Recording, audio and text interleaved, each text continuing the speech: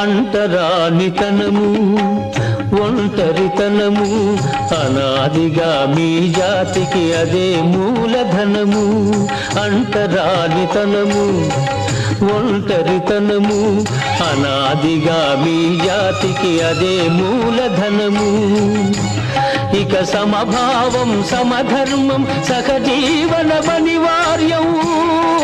తెలుసుకొనుట మీ ధర్మం, తెలియకుంటే మీ కర్మం. నేలతో నీడ అన్నది నన్ను తాకరాదని, పగటితో రే అన్నది నన్ను తాకరాదని, నీరు తన్ను తాకరాదని, గడ్డి పరక అన్నది నేడు భర్తనే తాకరాదని.